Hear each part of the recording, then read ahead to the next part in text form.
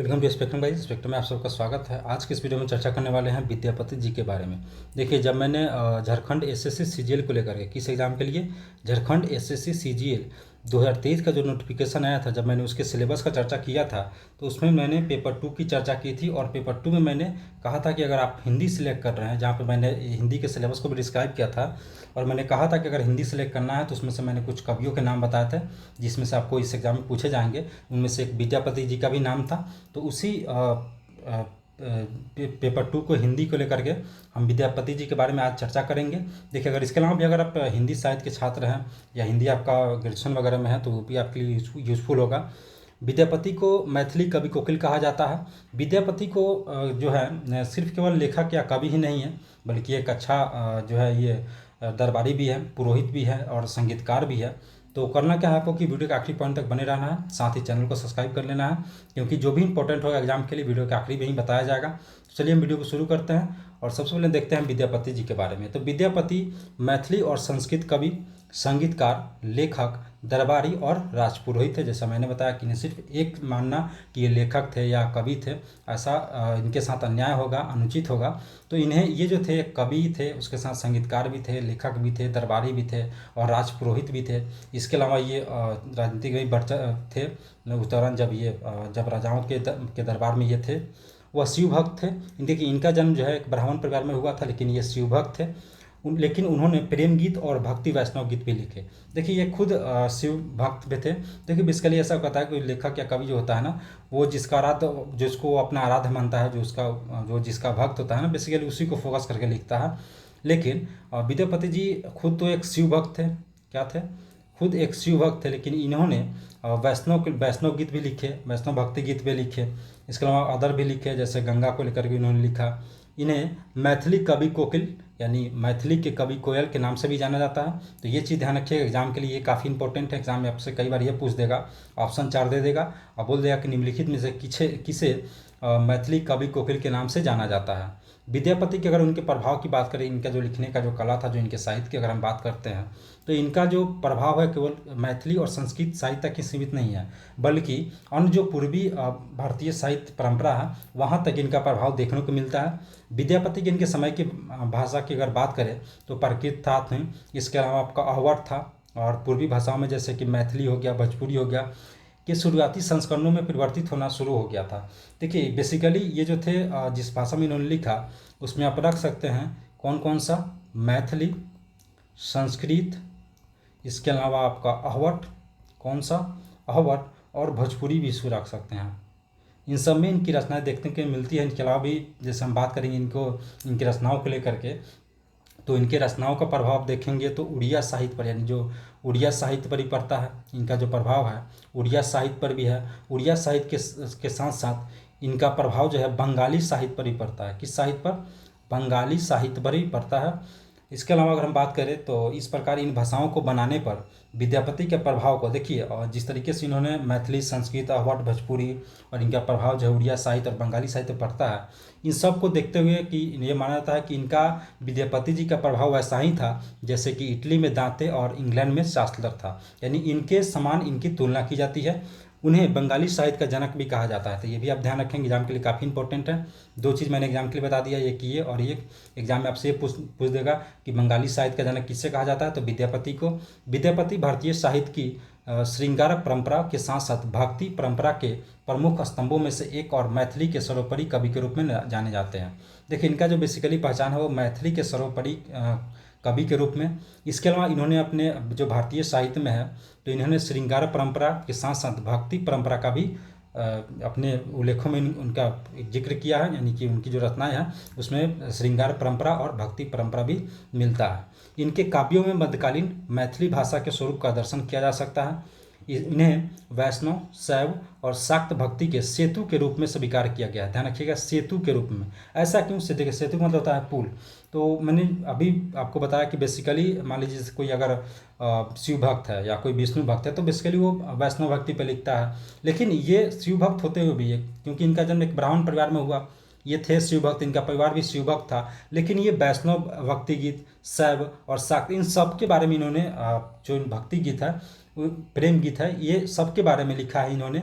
इसीलिए इन्हें जो है सेतु के रूप में स्वीकार किया गया, एक पुल के रूप में, यानी कि इन दोनों को जोड़ने के लिए। मिथिला के लोगों को देसील बैना सबजन मीठा का सूत्र देकर उन्होंने उत्तरी बिहार में लोकभाषा की जनचेतना को जीवित करने का महान प्रयास किया। मिथिलांचल, देखिए मिथिलांचल के क्षेत्र को लेकर के, यहीं से बेसिकली मिथिलांचल की अगर बात करें तो प्रेजेंट में, यानी कि वर्तमान में अभी जो मधुबनी जिला है, बिहार में जो मधुबनी जिला है ना, वही मिथिलांचल का एरिया है। तो मिथिलांचल के लोक व्यवहार में प्रयोग किए जाने वाले गीतों में आज भी देखिए इन्होंने जो विद्यापति जी ने श्रृंगार और भक्ति रस का जो अपने रचनाओं में उल्लेख किया, जो रखा, इनकी अगर आप उसको आपको देखना है इनके श्रृंगार और भक्ति रस में, तो आज भी जब आप जाएंगे मिथिलांचल के एरिया में तो ये लोक व्यवहार में आपको देखने को मिल जाता है। वहाँ जो लोकल जो गीत गाया जाता है, वहाँ विद्यापति जी के श्रृंगार और भक्ति रस देखने को मिलता है। उनकी जो रचनाएं है, ऐसा लगता है कि वो आज भी वहाँ पे जीवित है।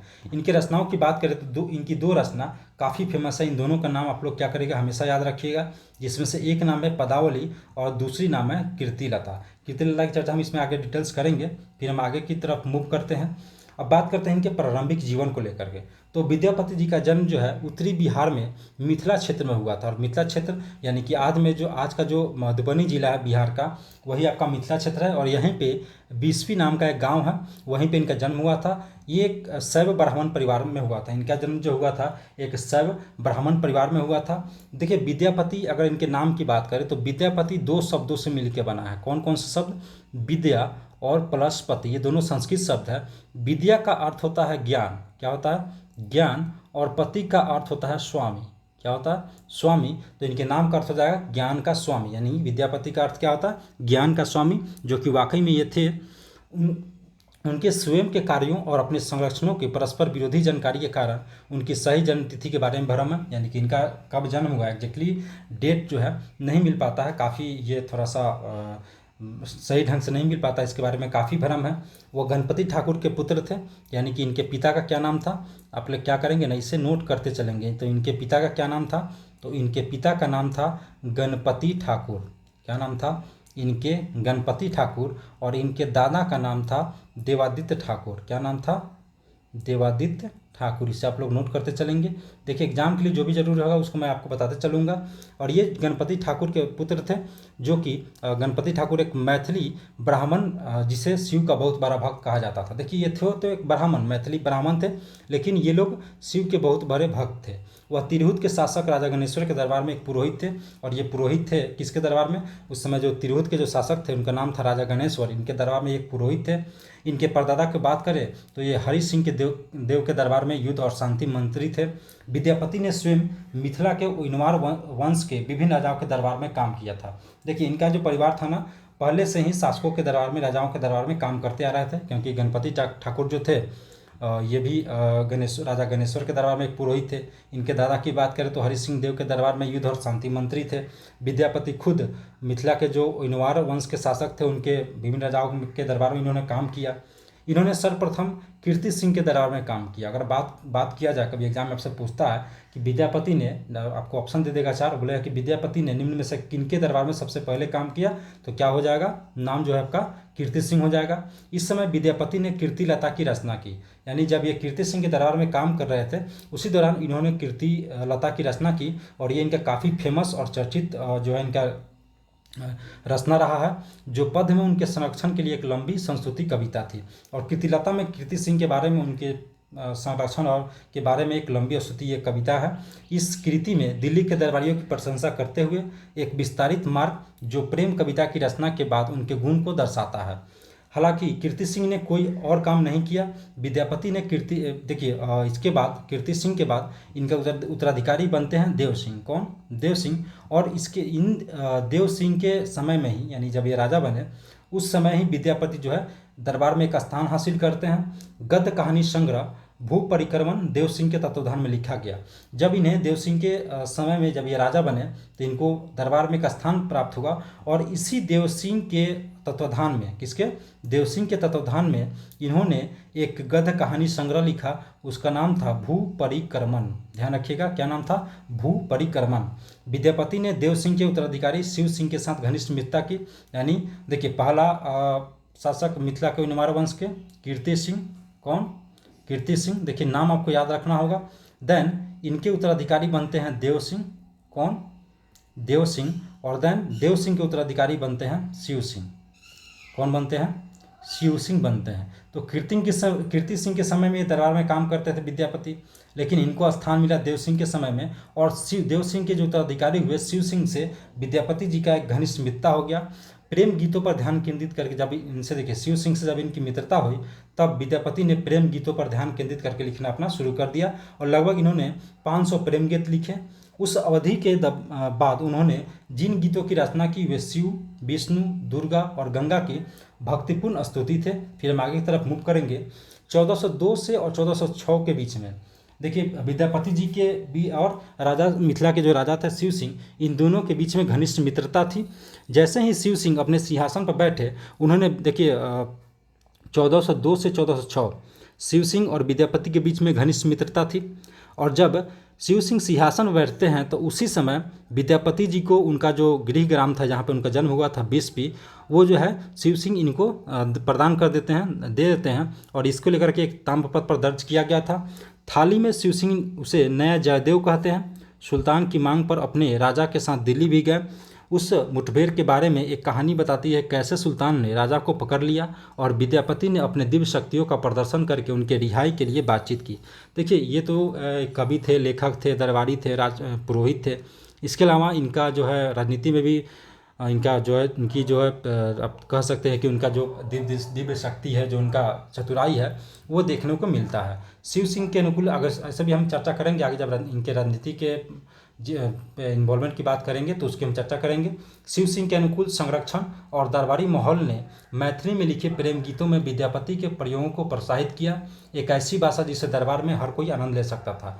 यानी देखिए मैथिली भाषा में जो इनके लिखने की जो कला थी वो शिव सिंह के समय काफ़ी आगे बढ़ी। और ये जो मैथिली में लिखते थे प्रेम गीत, उसको अब दरबार में भी आनंद लिया जाने लगा। 1406 में शिव सिंह का एक मुस्लिम सेना के साथ लड़ाई होता है और 1406 में ही शिव सिंह जो है वो लापता हो जाते हैं। इसके बाद विद्यापति और दरबार ने नेपाल के राजा बनौली में एक राजा के दरबार में संरक्षण लेते हैं। यानी कि 1406 में एक मुस्लिम सेना के साथ शिव सिंह की लड़ाई होती है और शिव सिंह लापता हो जाते हैं। उसके बाद विद्यापति जो है वो नेपाल के एक राजा बनौली में एक राजा के दरबार में ये शरण लेते हैं, संरक्षण लेते हैं। फिर 1418 में पद्म सिंह एक अंतराल के बाद मिथिला का शासक के रूप में शिव सिंह के उत्तराधिकारी बनते हैं। लेकिन ध्यान रखिएगा 1406 में शिव सिंह गायब होते हैं, लेकिन उसके बाद पद्म सिंह जो है 1418 में मिथिला के शासक यानी कि शिव सिंह के उत्तराधिकारी बनते हैं। लेकिन इस दौरान जो 12 वर्ष का जो टाइम पीरियड है ना, वो शिव सिंह की पत्नी जिनका नाम था रानी लक्ष्मा, एक प्रमुख रानी थी, इनका नाम था लक्ष्मा देवी, ये 12 वर्षों तक शासन करती है। कब से कब तक? 1406 से 1408 तक, यानी कि जब शिव सिंह लापता होते हैं और जब तक 1418 में पद्म सिंह बैठते हैं तब तक का ये जो पीरियड है 12 साल का, वहाँ पे कौन मिथिला में शासन करती है? लक्ष्मा देवी। विद्यापति सरवर पद्म सिंह पर लौट आए और लेखन जारी रखा। यानी कि जब 1418 में पद्म सिंह जो है जब शासक बना मिथिला का, तो ये फिर विद्यापति पुनः लौट आए। अब इन्होंने मुख्य रूप से कानून और भक्ति नियमावली पर ग्रंथ लिखना शुरू कर दिया। इनकी 2 पत्नियां, 3 बेटे और 4 बेटियां थी। देखिए आई होप कि अभी तक जो मैंने समझाया वो आपको समझ में आया होगा। अगर कहीं पर भी कोई दिक्कत होता है तो कमेंट सेक्शन ओपन है, आप कमेंट सेक्शन जाकर के वहाँ कमेंट कर सकते हैं। फिर हम बात करते हैं विद्यापति जी के राजनीतिक जीवन को लेकर के। तो विद्यापति ने जिन राजाओं के लिए काम किया, उनकी स्वतंत्रता को अक्सर मुस्लिम सुल्तानों के द्वारा घुसपैठ का खतरा था। उस दौरान जो संघर्ष चल रहा था, खास करके जो मुस्लिम सुल्तान थे और जो यहाँ के जो शासक थे, आप उसे अपने कह सकते हैं जो भारतीय शासक थे, उनके बीच में अक्सर जो है जो क्षेत्रीय राजा होते थे ना, उनका मुस्लिम सुल्तानों के साथ घुसपैठ होते रहता था और उनका सिंहासन जो है खतरे में ही रहता था। कीर्तिलता जो मैंने इनकी रचना की बात की, ऐसे ही घटना का एक संदर्भ देता है, जिसमें कीर्तिलता में इन्होंने जो इनवार राजा थे जिनका नाम मैंने बताया था आपको, राजा गणेश्वर, इनकी इन्होंने चर्चा किया है। इस कीर्तिलता में इनकी इन्होंने चर्चा किया है और उन्होंने कहा है कि राजा गणेश्वर को तुर्की सेनापति मलिक अरसलान ने 1371 में मार दिया था। फिर 1401 तक 1371 फिर 1401 तक विद्यापति ने जौनपुर सुल्तान अरसलान को उखाड़ फेंकने और गणेश्वर के पुत्रों वीर सिंह और कीर्ति सिंह को सिंहासन पर स्थापित करने में योगदान दिया था। देखिए जब 1371 में राजा गणेश्वर को ये जो तुर्की सेनापति सुल्तान था मलिक अरसलान, जो कि कहाँ का था? जौनपुर का, कहाँ का सुल्तान था? जौनपुर का सुल्तान। जब ये 1371 में मार देता है तो 1401 तक उसके बाद विद्यापति जो है ये योगदान देते हैं। जब उनके पुत्र यानी कि राजा गणेश्वर के जो पुत्र थे वीर सिंह और कीर्ति सिंह, इनको सिंहासन पर बैठाने के लिए में ये काफ़ी योगदान करते हैं। तो आप देख सकते हैं कि राजनीति में भी ये पीछे नहीं थे। सुल्तान की सहायता से अरसलान को हटा दिया गया और सबसे बड़ा पुत्र कीर्ति सिंह मिथिला के शासक बना दिए गए। यानी कि इन्होंने इसमें राजनीति खेल करके अपनी चतुराई का यूज करके उसके बाद उन्होंने सुल्तान से सहायता ली और सुल्तान से सहायता लेकर के इसने अरसलान को हटा दिया। और फिर उसके बाद जो राजा गणेश्वर का जो बड़े पुत्र थे जिनका नाम था कीर्ति सिंह, वो जो है मिथिला का शासक बना। उनके समय के संघर्ष उनके कार्यों में स्पष्ट है। अपनी प्रारंभिक स्तुति कविता कीर्तिलता, जिसमें इन्होंने उनवार राजा गणेश्वर की चर्चा की है, उन्होंने मुसलमानों के प्रति अपने कथित सम्मान के लिए अपने संरक्षण की दृढ़ता से आलोचना की है। देन बात करते हैं इनके प्रेम गीत को लेकर के। तो इनका जो दूसरा संरक्षण कह सकते हैं आप देव सिंह, और विशेष रूप से उनके उत्तराधिकारी शिव सिंह, जिनसे इनकी घनिष्ठ मित्रता थी। इनके अधीन काम करते हुए विद्यापति ने मैथिली में राधा और कृष्ण प्रेम गीत की रचना की शुरू कर दी। यानी पहले तो इनके संरक्षण के रूप में आप कह सकते हैं कि राजा गणेश्वर इनके पहले संरक्षण थे। दूसरे संरक्षक की बात आएगी तो देव सिंह थे, और विशेष रूप से हम उसमें रखेंगे शिव सिंह को, क्योंकि शिव सिंह और विद्यापति के बीच में 1402 से 1406 के बीच में काफ़ी घनिष्ठ मित्रता रही है। और इसी दौरान विद्यापति जी ने मैथिली में राधा और कृष्ण के प्रेम गीतों की रचना शुरू कर दी थी। इसको देखकर कैसा लगता है कि 1380 से लेकर के 1406 के बीच प्रेम गीतों की रचना की। हालांकि वो 1448 जब उनकी मृत्यु हुई तब तक ये लिखते रहते हैं। उनके संरक्षक और मित्र शिव सिंह एक युद्ध में लापता हो गए। उनके दरबार में जाने के बाद उन्होंने प्रेम गीत लिखना बंद कर दिया। यानी कि जब उनके संरक्षक और जो मित्र थे शिव सिंह, जब वो लापता हो गए तो ऐसा लगता है कि उसके बाद उन्होंने दरबार में जाने के बाद उन्होंने प्रेम गीत जो है लिखना बंद कर दिया। ये गीत जो अंततः 500 की संख्या में होंगे परंपरा के साथ टूट गए। यानी कि जब शिव सिंह लापता हुए, जब उनका एक मुस्लिम 1406 में जो मुस्लिम सेना के साथ लड़ाई हुआ उसमें वो लापता हो गए, देन उसके बाद से ऐसा प्रतीत होता है कि विद्यापति ने प्रेम गीत लिखना बंद कर दिया। लेकिन लगभग इन्होंने 500 की संख्या में जो है प्रेम गीत लिखे, लेकिन उसके बाद ये जो है परंपरा इनके साथ ही टूट गई। वे स्थानीय भाषा में मैथिली में गीतों के रूप में लिखे गए थे, न कि साहित्यिक संस्कृत में औपचारिक कविताओं के रूप में जो पहले किया जाता था। देखिए इन्होंने जो बेसिकली जो प्रेम गीत लिखा, खास करके राधा और कृष्ण को लेकर के हम बात करें तो मैथिली में इन्होंने लिखा, मैथिली भाषा में लिखा, जो कि एक स्थानीय भाषा थी। ये पहले की तरह जो साहित्यिक जो संस्कृत में लिखे जाते थे औपचारिक कविताओं के रूप में, उन्होंने ऐसा नहीं लिखा। इन्होंने बेसिकली फोकस किया मैथिली भाषा को लेकर के। विद्यापति तक मैथिली को साहित्यिक माध्यम के रूप में नियोजित नहीं किया जा सकता। फिर हम आगे की तरफ मूव करेंगे और बात करेंगे इनके भक्ति गीत को लेकर के। हालांकि उन्होंने राधा और कृष्ण के प्रेम पर सैकड़ों गीत लिखे, यानी जो मैंने अभी बताया आपको कि मैथिली में इन्होंने राधा और कृष्ण के प्रेम पर सैकड़ों गीत लिखे, लेकिन वे कृष्ण या विष्णु के विशेष भक्त नहीं थे। जैसे मैंने आपको शुरू में बता दिया, ये किसके भक्त थे? ये शिव के भक्त थे। किसके भक्त थे? ये एक शिव भक्त थे, लेकिन इसके बावजूद ये कृष्ण या राधा और कृष्ण के बारे में ये सैकड़ों प्रेम गीत लिखते हैं। इसके बजाय उन्होंने शिव दुर्गा पर ध्यान आकर्षित किया, लेकिन विष्णु और गंगा के बारे में भी लिखा। यानी जो मैंने आपको शुरू में बताया था ना कि इन्हें एक सेतु के रूप में, किसके रूप में? एक पुल के रूप में, यानी इनकी जो प्रेम गीत या भक्ति गीत आप कहो उसको, इनकी जो रचनाएं होती थी राधा कृष्ण विष्णु शिव दुर्गा गंगा, इन सभी पे ये लिखते थे। ऐसा नहीं है कि वो शिव भक्त थे तो सिर्फ शिव गीत ही लिखेंगे, शिव भक्ति गीत ही लिखेंगे, ऐसा नहीं था। वे राधा कृष्ण विष्णु शिव दुर्गा गंगा इन सब के बारे में उन्होंने लिखा। वह विशेष रूप से शिव और पार्वती के प्रेम गीतों और सर्वोच्च ब्राह्मण के रूप में शिव के लिए प्रार्थना के लिए जाने जाते थे। जैसे मैंने बताया कि एक बहुत बड़े क्या थे? शिव भक्त थे। क्या थे? शिव भक्त थे। देन हम बात करते हैं इसके लेखन कार्य को लेकर के। देखिए एग्जाम में आपसे यहीं से पूछेगा। मैंने अभी तक तो बताया, वहाँ से आपको 1-2 पॉइंट उठाएगा, लेकिन मैक्सिमम चांस है कि इनके लेखन कार्य से ही पूछेगा।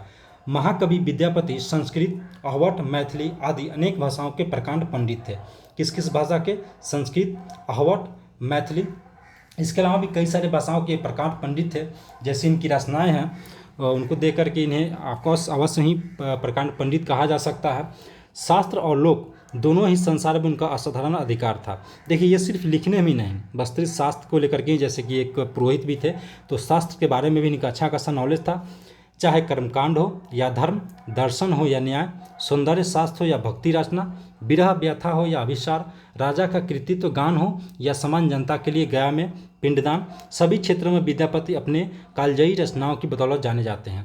यानी जैसे मैंने आपको बताया कि ये ऑलमोस्ट सब कह सकते हैं कि सभी क्षेत्र में ऑल इन वन इन्होंने सभी क्षेत्र में अपनी 100% दिया। और चाहे वो कर्मकांड हो या धर्म हो, दर्शन हो, न्याय हो या भक्ति रचना हो या विरह व्यवस्था हो या किसी राजा का कृतित्व करना हो या आम जनता के लिए गया में पिंडदान हो, यानी कि ये ऑल इन वन सब में ये काफ़ी फेमस थे। इनकी अच्छी खासी रचनाएं हैं। महाकवि ओइनवार राजवंश में अनेक राजाओं के शासनकाल में विराजमान रहकर अपने वैदुष्य एवं दूरदर्शिता से उनका मार्गदर्शन भी किया। देखिए, लेखन के साथ साथ जब ये दरबार में थे तो ओइनवार राजवंश के जितने भी राजा हुए उनके शासनकाल में ये क्या हुआ कि दरबार में रहे और अपने जो दूरदर्शिता से और वैदुष्य से उनका मार्गदर्शन भी किया। जिन राजाओं ने महाकवि को अपने यहाँ सम्मान के साथ रखा उनके प्रमुख हैं। देखिए, जिनके यहाँ जिनके दरबार में थे उनका एक लिस्ट है, जैसे देव सिंह, कीर्ति सिंह, शिव सिंह, पद्म सिंह, नर सिंह, धीर सिंह, भैरव सिंह और चंद्र सिंह। इसके अलावा महाकवि को इसी राजवंश की 3 रानियों का भी सलाहकार रहने का सौभाग्य हुआ। देखिए, ये सिर्फ सलाहकार जो है सिर्फ राजाओं के नहीं बल्कि 3 रानियों के भी रहे और उसमें से एक है लक्ष्मा देवी। आई होप कि आपको पता होगा, भाई हमने लक्ष्मा देवी की चर्चा की थी, विश्वास देवी और धीरमती देवी, तो ध्यान रखिएगा। और फिर हम आगे की तरफ मूव करेंगे और आगे देखेंगे। देन इनकी हम रचनाओं की बात करते हैं। तो अगर संस्कृत में इनकी रचनाओं की बात करें तो भू परिक्रमण, मैंने आपको पहले ही इसका नाम बताया था, भू परिक्रमण। और ये राजा देव सिंह की आज्ञा से विद्यापति ने इसे लिखा। किसके आज्ञा से? देव सिंह की आज्ञा से। और इसी के उत्तराधिकारी जो शिव सिंह थे, जो उनके साथ विद्यापति जी का घनिष्ठ मित्रता था। और भू परिक्रमण में इसमें बलराम से संबंधित सांप की कहानियों के बहाने मिथिला के जितने भी प्रमुख तीर्थ स्थल है इसका वर्णन आपको भू परिक्रमण मिल जाएगा। यानी मिथिला क्षेत्र में जितने भी प्रमुख तीर्थ स्थल है वहाँ पे आपको इसका उल्लेख जो है आपको भू परिक्रमण में मिल जाएगा। इसके अलावा बलराम से संबंधित जितने भी सांप की कहानियाँ हैं, श्राप की जो कहानियाँ हैं, वो आपको इसमें देखने को मिल जाएगा। पुरुष परीक्षा, इसके अलावा अगर हम बात करें इनके रचनाओं को लेकर के तो पुरुष परीक्षा, गोरक्ष विजय नाटक, लिखनावली, विभाग सार, शैव सर्वस्व सार, दान वाक्यवाली, गंगा वाक्यवाली, जो कि रानी विश्वास देवी की आज्ञा से इन्होंने रचना किया था। मैंने अभी आपको बताया कि 3 रानियों के साथ जो है इनके सलाहकार रहे, तो यही विश्वास देवी है जिनके आज्ञा पर इन्होंने किसकी रचना की? तो गंगा वाक्यवली की रचना की। दुर्गा भक्ति तरंगिनी, गया पतलक, वर्षकृत और मणि मंजरी नाटक। तो ध्यान रखिएगा, जितने भी मैंने इनके संस्कृत की रचनाएं बताई वो काफ़ी इंपॉर्टेंट है, इससे आप नोट कर चलेंगे। डेफिनेटली यहाँ से आप इसको VVI मान के चलिए कि यहाँ से एग्जाम में आपसे क्वेश्चन बनाएगा ही बनाएगा। फिर हम अवध भाषा की बात करेंगे, इनकी कुछ रचनाओं को देखते हैं जो कि अवध भाषा में लिखी गई। तो उसमें आपका सबसे फेमस है कीर्तिलता, जो मैंने बताया था कि इनकी अमर रचनाएं हैं, या कीर्तिगाथा तथा रसवाणी। ये हस्तलिखित खंडित जो है आपको नेपाल के दरबार पुस्तकालय में है। कीर्ति पताका। इसके अतिरिक्त शिव सिंह ने राज्यरोहण वर्मन एवं बुद्धवर्धन से संबंधित कुछ अवध पद भी उपलब्ध है। अगर हम इनके मैथिली भाषा की बात करें तो उन्होंने मैथिली भाषा में पदावली को लिखा। तो मैंने आपको एक कीर्तिलता और एक पदावली, इससे दोनों के बारे में बताया था कि ये इनकी जो है काफ़ी फेमस रचना है और इसे अमर रचना कहा मान सकते हैं। आप क्या कह सकते हैं? अमर रचना को मान सकते हैं। फिर हम आगे की तरफ मूव करेंगे और आगे देखेंगे। हमने जो श्रृंगार रस की बात की थी, तो श्रृंगार रस की बात करते हैं विद्यापति जी के बारे में। हिंदी साहित्य का प्रारंभ शुक्ल जी ने संवत 1050 से माना है। यानी शुक्ल जी ने यह माना है कि हिंदी साहित्य का जो प्रारंभ होता है, जो शुरुआत होता है, वो संवत 1050 से होता है। वे मानते हैं कि प्राकृत की अंतिम अपभ्रंश अवस्था से ही हिंदी साहित्य का आरंभ होना चाहिए। इसी से वे वीरगाथा काल माने जाते हैं। यानी कि ये कहते हैं कि जब प्राकृत, जैसे मैंने आपको पता होगा कि प्राकृत भाषा और पाली भाषा, ठीक है, कौन कौन सी भाषा? प्राकृत भाषा और पाली भाषा, ये 2 भाषा है जो पहले बोली जाती थी। लेकिन जब प्राकृत भाषा का जब अंतिम टाइम आया तो उसके बाद अपभ्रंश अवस्था से हिंदी साहित्य का आरंभ होना शुरू होता है, ऐसा मान लेना चाहिए। शुक्ल जी के अकॉर्डिंग उन्होंने इस संदर्भ में इस काल में जिन आरंभिक रचनाओं का उल्लेख किया है उसमें विद्यापति का एक प्रमुख रचनाकार है तथा उनकी प्रमुख रचनाओं में इस काल का बड़ा महत्व है। यानी कि इन्होंने विद्यापति जी ने जो इन रचनाओं की उल्लेख किया और जो शुक्ल जी कहते हैं कि 1050 से जो हिंदी साहित्य का आरंभ होता है, यानी कि जब प्राकृत खत्म होता है और सब हिंदी साहित्य का प्रारंभ होना चाहिए उसके बाद से ही, उसी दौरान में इनकी रचनाएं जो हैं ये मिलती है। उनकी प्रमुख रचनाओं की बात करें तो कीर्तिलता, कीर्ति पताका और पदावली, इन तीनों का ध्यान रखिए, काफ़ी फेमस है, एग्जाम में यहीं से क्वेश्चन बनाता है, तो इसे आप नोट करते चलेंगे।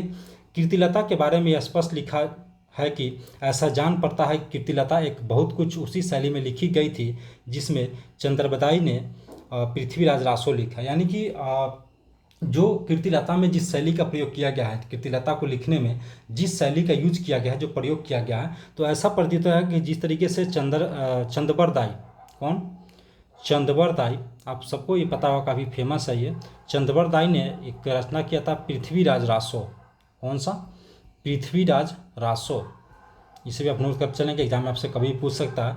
तो जिस शैली में इसकी रचना की गई थी यानी पृथ्वीराज रासो की, ऐसा प्रतीत होता है कि कीर्तिलता भी है बहुत कुछ काफ़ी हद तक इसी शैली में लिखी हुई प्रतीत होती है। यह भृंग और भृंगी संवाद के रूप में है। इसमें संस्कृत और प्राकृत के छंदों का प्रयोग किया गया है, यानी किसमें, कीर्तिलता में संस्कृत और प्राकृत के छंदों का भी प्रयोग किया गया है। संस्कृत और प्राकृत के छंद रासों में बहुत आए हैं। उसी तरीके से जिस तरीके से जैसे मैंने आपको बताया कि कीर्तिलता में भी संस्कृत और प्राकृत के छंद का प्रयोग किया गया है, ठीक उसी प्रकार से संस्कृत और प्राकृत के छंद इस चंद्रबरदाई के पृथ्वीराज रासो में भी आता है, मिलता है। रासो की भांति कीर्तिलता में भी गाथा छंद का व्यवहार प्राकृत भाषा में हुआ है। विद्यापति के पदों में मधुरता और योग्यता का गुण अद्वितीय है। अयोध्या सिंह उपाध्याय हरिऔध ने उनके काव्य की प्रशंसा करते हुए लिखा है, किसने लिखा है? अयोध्या सिंह उपाध्याय हरिऔध ने लिखा है कि गीत गोविंद के रचनाकार जयदेव की मधुर पदावली पढ़कर जैसा अनुभव होता है वैसा ही विद्यापति की पदावली पढ़कर होता है। अपनी कोकिल कंठता के कारण उन्हें मैथिली कोकिल कहा जाता है। तो ये हरिऔध जी कहते हैं कि जैसे जयदेव की जो रचना है गीत गोविंद, उसको पढ़ करके जो आनंद आता है, जिसमें जो मधुर पदावली जो पढ़ करके जो आनंद आता है ना, वैसा ही पदावली विद्यापति जी के रचनाओं को पढ़ करके आता है। अपनी कोटिल कंठता के कारण ही उसे, यानी कि उनका जो ये जो लिखने की जो उनकी एक श्रेष्ठ कला है, मधुर कला जो है, उसके कारण उन्हें मैथिली कोकिल कहा जाता है। विद्यापति ने संस्कृत, अवध और मैथिली में कविता रची थी। किस किस भाषा में, इसे भी याद रखेंगे। संस्कृत, अवध और मैथिली में इन्होंने कविता लिखी थी। इसके अलावा भूरि प्रक्रमण, पुरुष परीक्षा, लिखनावली आदि अनेक रचनाएं साहित्य को दी। यानी कि कीर्तिलता और कीर्ति पताका नामक रचनाएं अवध में लिखी गई है। यानी कि अवध में कौन कौन सी लिखी गई है? कीर्तिलता और कीर्ति पताका। तो आई होप कि आपको कोई दिक्कत नहीं हुआ होगा और सारी चीज़ आपको समझ में आ गया होगा। फिर भी अगर कोई आपका क्वेश्चन हो, कोई कन्फ्यूजन हो, तो कमेंट सेक्शन खुला है, वहाँ पे आप कमेंट कर सकते हैं। Thank you for watching. मिलते हैं नेक्स्ट वीडियो में नेक्स्ट टॉपिक के साथ।